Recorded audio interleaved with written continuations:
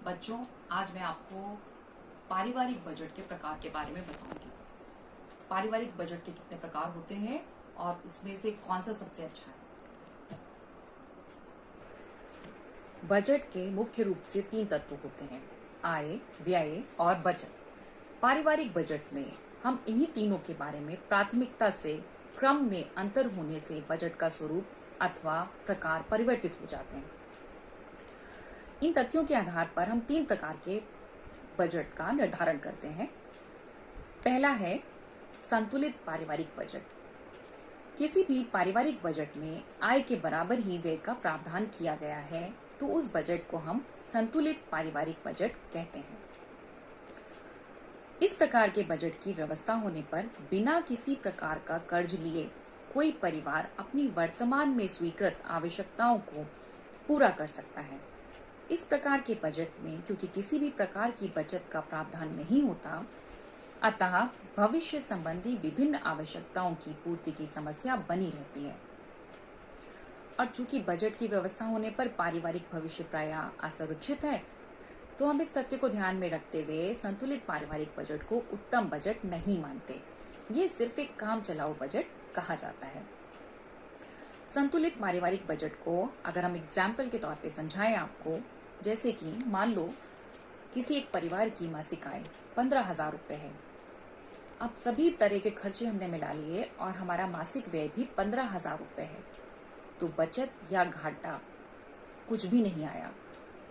यानी जितना हमने कमाया था उतना हमने खर्च कर दिया। अब भविष्य के लिए हमारे पास कुछ है ही नहीं कि अगर हमें अगले महीने कुछ प्राप्त नहीं हुआ तो हम खर्चा कहाँ से उठाएंगे। ये कैसा बजट हुआ बच्चों? ये हुआ संतुलित पारिवारिक बजट। यानी कि अगर हमारे पास कोई कोई पैसा आ रहा है और हमने उसे पूरा उस महीने में खर्च कर लिया, तो सिर्फ हमारे परिवार का 1 महीने का भरण पोषण या 1 सप्ताह का भरण पोषण हो जा रहा है, लेकिन उसके आगे की चीजें चला पाना बहुत मुश्किल है। जैसा आपको नाम से बताया है कि ये एक काम चलाओ बजट है। अगर हमारे पास चीजें नहीं है, साधन सामर्थ्य नहीं है, तो हम सिर्फ चला सकते हैं। दूसरा बजट घाटे का पारिवारिक बजट। किसी बजट में आय की तुलना में कुल व्यय के अधिक हो जाने पर उसे हम घाटे का बजट कहते हैं। अब ये जो बजट है, घाटे का बजट, ये किसी भी परिवार में अगर बन रहा है, हो रहा है या चल रहा है, तो आप ये मान लीजिए कि वहां पर संकट की स्थिति है और वहां आर्थिक संकट यानी पैसे की कमी शोर है। और कोई भी विवेकशील गृहिणी इस तरह का बजट अपने घर में कभी नहीं बनाती।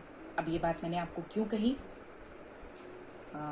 ये बात बताना भी आपको आवश्यक है, क्योंकि बहुत सारी गृहिणियां जिनको की बजट बनाना नहीं आता या उन्हें नहीं मालूम कि वो घर का खर्च कैसे चलाएं, तो कभी कभी यूं भी होता है कि उनके पास जितना धन आया उसमें से वो कुछ भी नहीं बचा रही हैं। यानी कि जितना पैसा हमारे पास आ रहा है वो उससे दुगना खर्च कर रही है और परिवार के पास कोई आय होती ही नहीं है।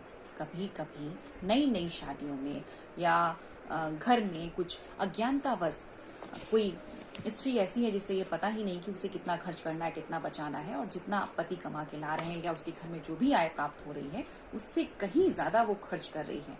उस अज्ञानता में वो बजट क्या कहलाएगा बच्चों? घाटे का पारिवारिक बजट। और घाटे का पारिवारिक बजट अगर कहीं बन रहा है, हमने अभी पढ़ाते वक्त आपको समझाया कि कहीं परिस्थिति व किसी परिवार की स्थिति ऐसी है कि वहां पर पैसा नहीं मिल पा रहा है, तब ये बजट बन रहा है, तब तो हमारे पास कंडीशन है कि हमारे पास धन का आगमन है ही नहीं। लेकिन अगर कहीं पर कोई जिसके घर में पैसा है परंतु फिर भी उसके पास इस प्रकार का बजट बन रहा है, तो वहां पर उसको बनाने वाले की अज्ञानता ही उसका मुख्य कारण है। इसका एग्जाम्पल हम आपको यूं समझाएंगे, जैसे कि किसी परिवार की आय 15,000 रुपए है और हमें वहां जो खर्चे आ रहे हैं, हम 16,000 से 20,000 रुपए खर्चे कर रहे हैं। अब हमें अगले माह के लिए जब धन की आवश्यकता है, तो हमारे पास हमने अगर 16,000 रुपए खर्च किए तो 1,000 रुपए का घाटा है। और अगर हर माह ऐसा ही घाटा चलता रहा तो आप सोचिए 1 वर्ष में घाटा 12,000 के तकरीबन होगा। यानी परिवार किसी और से ऋण लेकर घर का खर्च चलाएगा। अगर हम कोई भी विवेकशील गृहिणी इस तरह के घाटे के बजट के लिए कतई तैयार नहीं होगी और आकस्मिक आवश्यकता पड़ने पर हम इस तरह के घाटे का बजट बना सकते हैं, परंतु विवेकशील गृहिणी है, घर में परिवार में आय अच्छी है, तो इस तरह का पारिवारिक बजट बनाना एक अज्ञानता की निशानी होगी। तीसरा बजट है बचत का पारिवारिक बजट। यदि किसी परिवार में कुल आय की तुलना में व्यय का प्रावधान कम हो, तो उस बजट को हम बचत का पारिवारिक बजट कहेंगे।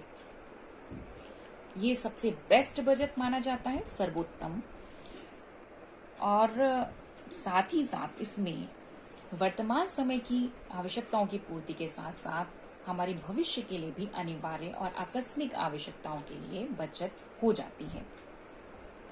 सबसे बेस्ट बचत पारिवारिक बजट है ये, और हर स्त्री को इसी तरीके का पारिवारिक बजट बनाने की कोशिश करनी चाहिए। यहाँ पर परिवार की मासिक आय जो भी आ रही है, उसमें से हम अपने संसाधनों का कितना सदुपयोग कर सकते हैं, ये हमारे लिए सर्वाधिक जानना जरूरी है।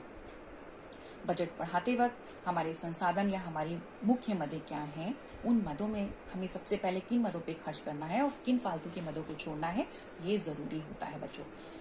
अतः बजट अगर हम एक तरह से देखें तो एक गरीब परिवार के लिए भी जरूरी है, मध्यम वर्गीय परिवार के लिए भी जरूरी है, और एक उच्च तबके के व्यक्ति के लिए भी जरूरी है। तो अगर हमारे पास, मैं आपको एक एग्जाम्पल से समझाती हूँ कि अगर हमारे पास आय 15,000 रुपए आ रही है और मासिक व्यय 14,000 रुपए है, तो वहां पर हमारे पास 1,000 रुपए की बचत हो रही है, और उस 1,000 रुपए की बचत को हम अपने भविष्य के लिए या किसी आवश्यक आकस्मिक जरूरत के लिए खर्च कर सकते हैं। यहाँ पे मैंने आपको 3 प्रकार के बजट के बारे में विस्तृत रूप से समझाया। अब आपको इसमें सबसे अच्छा बजट कौन सा होता है, किस प्रकार से बनाया जाए, इसके बारे में एक प्रश्न लिखना है, उत्तर देना है, और एक लघु उत्तरीय प्रश्न करना है कि पारिवारिक बजट के संभावित कितने प्रकार होते हैं और आप किसको सबसे अच्छा बजट मानते हैं।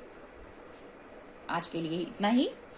अब आगे मैं आपको मदों के बारे में जानकारी दूंगी।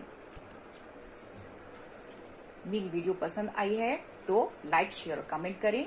आने वाली नई वीडियोस के लिए सब्सक्राइब करें।